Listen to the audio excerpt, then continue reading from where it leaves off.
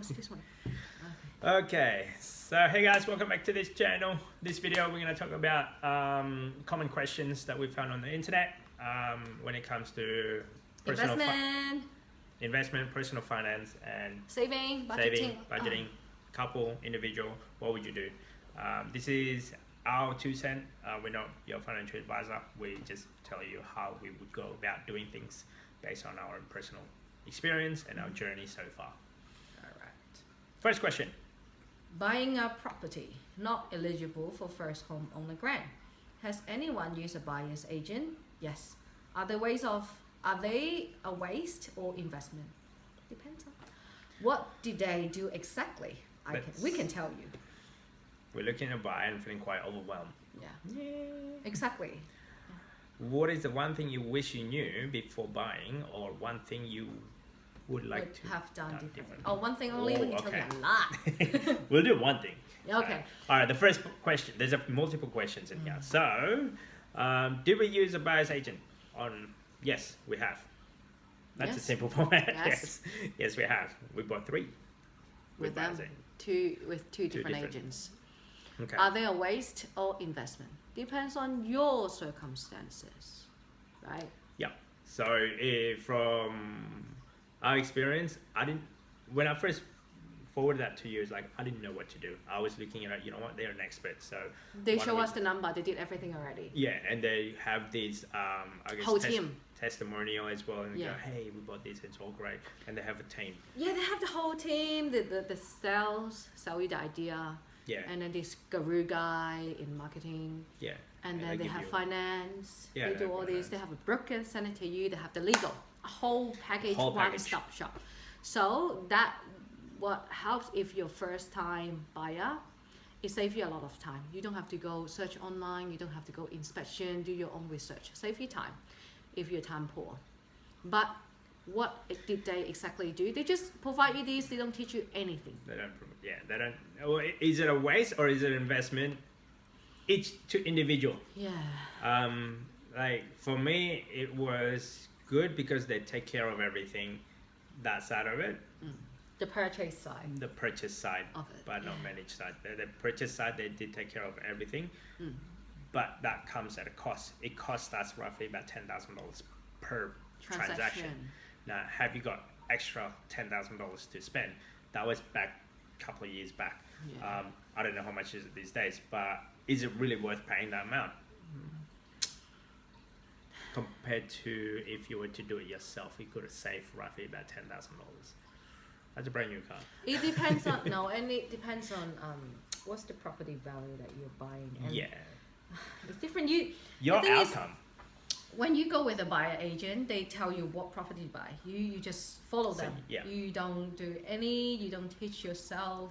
Most powerful. You don't even negotiate. Yeah, you don't. You just do whatever they tell you. Yeah, and most powerful thing in this world is knowledge. Yeah. That's what you don't get. You don't get the knowledge. Like, you just get convenience. It's the convenience. Yeah, you're buying stuff from a vending machine. Convenience. McDonald's. Convenience. Yeah, convenience. You pay the price for convenience. Takeaway shop. Anyway, but if you're first time buyer, buying a house or unit is really overwhelmed. It doesn't matter where you go. If you're gonna go buyer's agent, it's gonna be overwhelming. If you're gonna do it yourself, it's gonna be overwhelming. So it doesn't really matter. And the main thing is such a big lump sum you're going to put it in. Of course you don't want to waste it. If you did it yourself, you think, oh, I did something wrong. So our journey, the first ever property I bought, all did it by myself. I did not use an agent. You went to look at the property. You went for and then inspection. Yes, get I went there. A mortgage broker. Saturday every morning. Every Saturday. Go there. So I went there. The first one I got, I put an offer and then did a what's that called? The strata checking. Strata report. So that unit was leaking. So okay, I wasted all my time and I got an offer, but I'm not going through. So it's wasted my time, my energy, and some money on that. But anyway, the learning curve from that. Learning curve, and then next one I got a unit. Eventually I bought it myself, but it's really time consuming. How long did it take you? I can't remember. Few months at least. I go on and off because it's the effort of every Saturday doing an open, go there. And then you gotta time it between one house to another, and then by 3 o'clock you're like, oh. Do I really like it? Is it a good investment? God, which one was this one? I'm gonna pay 50 grand for that out from my saving. Yeah. Is it a good investment? Yeah. I did that, and then eventually did it through. Yeah. So, but yeah, it was tiring. But I learned it by myself. I learned everything, right? Now, and what then second time we did it, and then with an agent. So we didn't even go. hassle. Yeah, No. we just received an email, son here, son there, Yeah. done. We didn't This is how much inspect. it is. How much is the house? This is the report. This is how much your repayment going to be, and yeah, within like I don't know, a few weeks or something like that, Yeah. it's all done. Yeah. Time wise, yeah, definitely it's a lot shorter. And save you energy. What did they do exactly? Well, they do all everything sort of like a happy meal in a sense. Like they just package it all up. They do from getting your loan, from your visibility, how much you have. Yeah, first they check how much money you have, first. how much money you have in saving, how much money can you actually physically borrow. From there, then they actually go to a mortgage broker and figure out how much money can you, like the loan wise, how much can you borrow.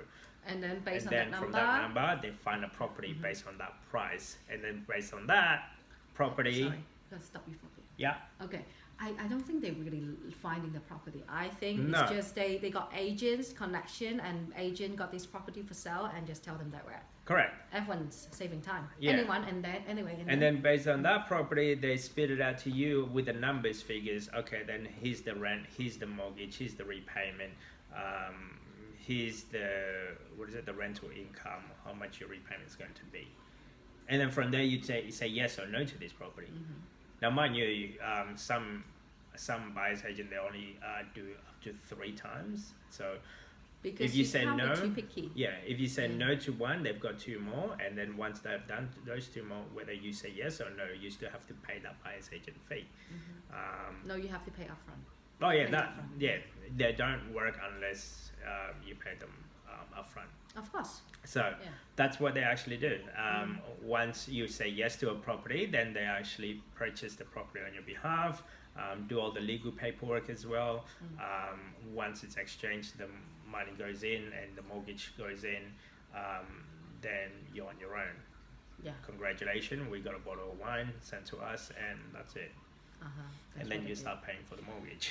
Well, for me, I think It sounds easy though. No. It's If you're young, you the first time when we did it, like quite immature, we didn't know what to we do. didn't know what to do. We didn't know If what you to have go. the We money, didn't know. you don't have the time, and you're young, you don't want to educate yourself, you don't want to get more properties, then do it. Yeah, Right? If you're just going for one-off, yeah, maybe worth it. You don't want to learn more, then do it. correct. But But- for us, we were young and we wanted more. So Yeah. I'm gonna do that. How the steps? Yeah, steps on buying a property For what? by yourself. Oh, okay. On my next video. So Oh. sorry guys, I'm just typing it in so I can remember on the next topic I'm gonna do. So that's what I recall. And the Okay. thing is, like we bought and sell houses frequent enough now, that comes naturally after a while. The first one is always gonna be the hardest. Anything. Anything. Yeah. Now Last we're looking to buy, and it will be overwhelming because it's new information. It's something that you never do in a regular basis. So, what is the one thing you wish you knew before buying? That's hard. There's a lot of one thing, but it's just like if I have Okay, to choose you say one thing, and I'll say one thing. Okay. How about You go first. I'm still thinking. One thing you wish you knew before buying. Anything could happen. No, you said I could say first. Anything can happen. Your house can be damaged. There can be no tenant. Your circumstances change. Did I just say a lot? That's not one. That's like a lot. No, main Anyway. thing. No, main thing. Yeah. Your circumstances change. What happened was when we bought it, single, No double kids, income, no. no kids. Yeah. Pay anything. I don't care. Now, High and income, then- like yeah. as in we've got a And- stable income. Anyway, and then when circumstances change, kids tag along, one income, stressful. Yeah. Now in that side over there, don't show you. Stressful. Property can be very stressful. Yeah, one thing. Property can be very stressful. Can you hold it for 30 years? Yes. The other one would be with my one thing, just remember those guys, buyer's agent, they in a sales driven. So they're in it for their back end. They don't really look after you. They look after their best interests, their sales. Yeah, they don't tell you once you have kids. They don't tell you all of the negative part. They only show you all the positive side. I think that goes in any product out there, though. But it all comes down to you. Are you prepared to pay for that, and are you prepared to, in case if anything happened, how would you go? And you would know that. I think the exit strategy. They don't tell you the exit strategy. What's the exit strategy? Figure out your exit strategy on the property. I guess that's our combined thing. Yes. If it was one thing. Yeah. You don't just stuck there. You don't just buy it. You gotta figure afford out. it. Yeah. Right? What are you going to do? Sell? What if you want to sell during this pandemic? You don't have bargaining power now. It's all the buyers. Market. Yeah. Yeah. Anyway. Or one thing you would have done differently. I wouldn't do it. You I would educate myself. Yeah. Because I would educate myself a lot more than do it myself. Yeah, we got friends, they bought their own house without agent, all works fine. I did it with myself, it worked fine too. Yeah, you can do it yourself. You can do it yourself. It's just more timing. Are you willing educate. to learn? Because there's a lot of different ways of doing things, and if it doesn't work, I know it's overwhelming because there's a lot of information out there, but it all comes down to you. Why do you want to buy it? And everyone's selling different things. These ones are like put 5%, the other one put 10, the other one put 20. You're going to demolish it, put a duplex or something, but a lot. A lot of different ways, all depending on your, I guess, comfort. So. Yeah, if you want to learn, just put yourself out there and learn as much as you can. So, I mean, 3 properties, would I do it? No, I would rather do it myself. You will learn a lot more. Like you fall over, but you will learn from it. Yeah, we learn in hard way. Yeah. Yeah, well, but thank them, we did it. And, and we did it with them, and then it's negatively geared. So we know, okay, it's not really worth for our situation, maybe worth for yours. So, alright, this is probably the last one on this particular video. Sometimes in the next 3 months, I'm expecting roughly about $7,000 refund for my international flight. Because we can't fly. Because right now, during these pandemics, international flight is being shut. It's best, well, if you're in Australia anyway, here in Sydney anyway, I haven't seen an aeroplane flying for a while. What would you do with this money? Would you add it to your saving account, and help pay for a smaller holiday? Invest some or do something else? What are you hoping to save for a house next year? Okay, so with the 3 month with $7,000 refund, if I guess some of you guys probably did this, we were thinking of booking a holiday international at the end of this year. I don't think we can. But now I don't think we can. Yeah. But if you already bought it and then knowing you're probably gonna get a refund from it, what would you do with that money? Invest. $7,000. Well, $7,000 invest. Add it in saving. So I don't know. I pay smaller bills first. They said they don't have any debt. Oh, okay, sorry. They don't have any other debt. I think they only got $2,000 in the saving account. Okay, gotcha. But I don't know if they want to save for a house. So I assume that deposit for the house money is another account. Yeah, I would put it there. Yeah, I wouldn't spend it. I don't know. I'm a bit more risky. Maybe I'll put it in the micro investment. Yeah. Or maybe buy some cheap clearance stuff and resell it. Just have a side hustle. Do a side hustle. Use that money. Maybe I'll split the money, half of it go to the saving account, and the half of it to do some investment. Either side hustle, or maybe you can build some business with that. Buy something that can make you more money. Yeah. Or if you don't want to do it on the micro investment. Yeah. Raise, invest, and as well as Spaceship. Those are the 2 products that I use. I would do that actually. I just put it in there. So you copying me? No, actually, like if it's $7,000, if I have debt, then alright, I'll pay that debt first. But if I don't have any debt, I would go in a high interest saving account. Whole lot? Yeah, because in case like put that even locked away, even like if you're not good with your money, then I would do that. Those are the main one. Or invest it. Like I think if you split it into 3 different ways, at least you learn from different aspects. So example would be with Raise Invest, I learned something from it. With Special Voyager, I learned something from it. So I learned bits and pieces between those two.